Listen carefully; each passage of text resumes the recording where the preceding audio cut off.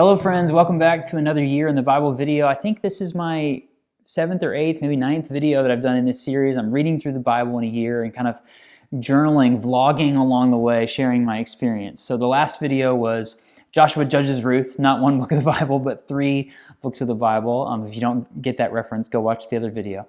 And I've spent the last couple weeks in 1st and 2nd Samuel and have really enjoyed it. It's been a really great process. I'm going to reflect here a little bit on that, but had a couple days where I got behind, just like had to set the alarm clock really early, get to work. Becca is painting. She's been painting a couple of different murals. She's an artist. I've shared that before. You can check out her website. But she's been painting murals, and I've been going after work and helping her with these mural projects. And so there was a couple days where I was grinding, and I didn't have time to read my Bible. And so I actually did some big chunks reading on the free days that I had, which is really fun. One day I read like 11 or 12 pages straight, just to play catch up and to get a head start. So I'm still probably 10 or 11 days ahead of my schedule of reading 3 pages a day throughout the year. So I'm keeping up with it, but I really enjoyed 1st and 2nd Samuel. You kind of have 3 main characters through 1st and 2nd Samuel. You have Samuel, obviously, the prophet, and his story as a young man. Then you have the anointing and the kingship of Saul, and then David kind of coming in. They kind of trace these arcs through both books of the Bible. And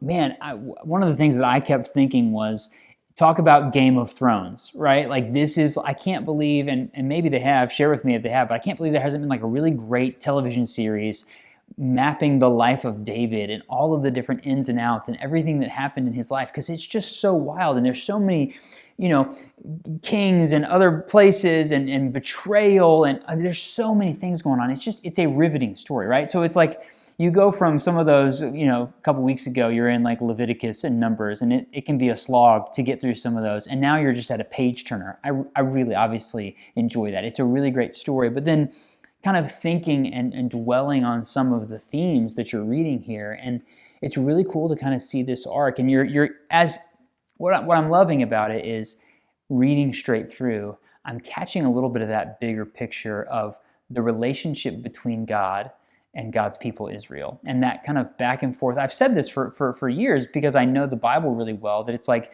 this journey from the fall to Jesus is this back and forth, up and down relationship. But now I feel like I'm right in the middle of it, right?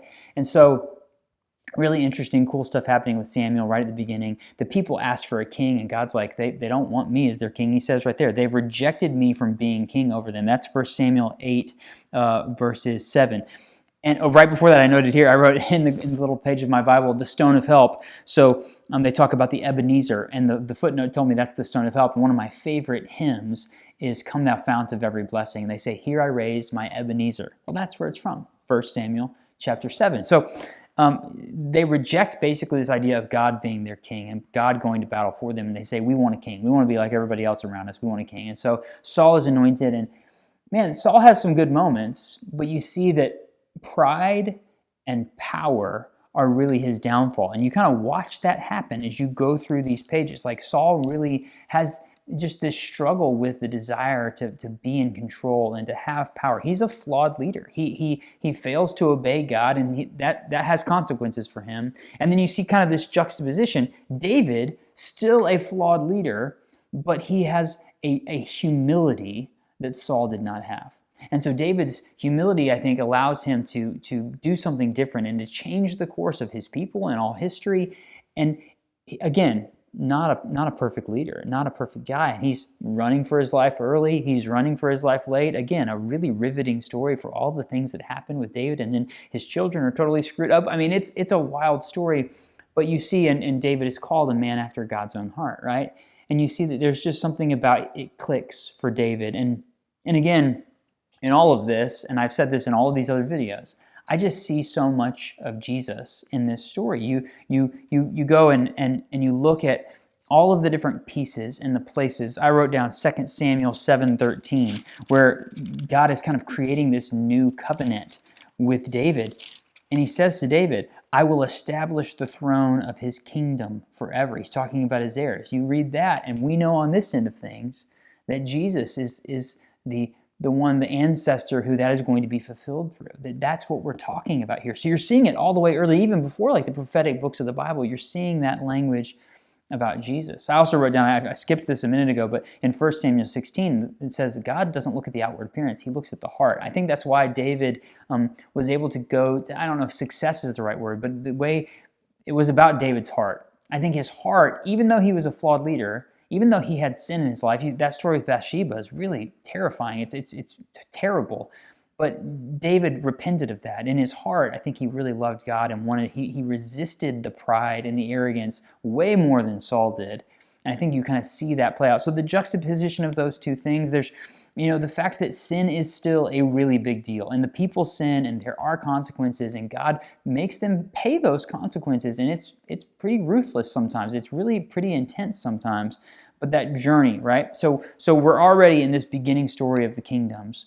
We are seeing God's relationship with his people, that up and down, the back and forth. They raise these leaders up. Sometimes they're great, sometimes they're flawed. And there is a need for something to be made right. And I think that's what points toward Jesus. In all of this, even David is a good king. It's so up and down. His children are flawed. There's many back and forths. There's all these battles. There's no peace. There's no consistent, sustained peace. We know that the exile is coming. There's language in here that makes you think about the exile and the divided kingdom. You can kind of see the seeds being planted. And then to think, in the midst of all of this, I know, you know, that Jesus is coming. That God is going to, what's not working here, God's going to make it right. And I love seeing that in the text. And so I will say there was a couple moments in here where I had some question marks. I had my red pen out. I was writing things down, and I did go to the commentaries and things like that. I have left little comments and said, hey, go check out the Bible Project. Their recap videos are still really helpful. They have a 2-part Samuel recap video that covers both of these. Like at the very end of 2 Samuel, those last 3 chapters, they're a little bit weird. And it was watching the Bible Project video that I realized, they kind of take that out of the timeline and it's like a bookend to this story. It's the end and it's not supposed to be linear in the timeline. That was really helpful for me to go back and then read that again and go, okay, I'm seeing how the Song of David at the end of 2 Samuel ties back into Hannah's prayer at the beginning of 1 Samuel. There's these pieces woven together, in the theology where we talk about the chiasm, where everything kind of meets in the middle and then comes back. It's really, really interesting how it's all pieced together. I'm learning a lot about how these narratives unfold as pieces of literature, right? And that's what they were. They were written with specific aims and purposes, right? Yes, it's historical, but there's a lot of beautiful language that's happening in here. And reading a Bible that was, written in Hebrew and translated now with a modern English translation, you kind of lose some of that historical, literary context of what was happening. So it's really helpful to grab a study Bible, to grab a commentary, to watch some videos online to help you kind of frame your mind into that place. But man, it's really great. I already started reading 1 Kings, so that's going to be my next little statement. Solomon is now on the throne, even after one of his brothers tried to steal it from him. So I'm going to dive into 1 and 2 Kings for the next couple weeks and come back with another recap video. But here's what I want you to do. Let me know if you're in this with me. Let me know where you're at in the comments. Tell me what you're reading, what you're learning. I'd love to just read some of the things that you're learning and you're reading and being excited about, because that's really encouraging to me to hear where you're at and what you're learning. The point of this whole series is to kind of share my journey with you and some of the small things that I'm learning along the way. So this has been really fun. Again, thank you for the encouragement. If you haven't checked out the previous videos, do that step by step, book by book. The last one was 3 books, but I'm going through the Bible and it's been a lot of fun. So definitely check that out. Let me know if you have any questions or suggestions. Leave those in the comments for me and I will definitely read those. Thank you so much for watching. We'll see you next time.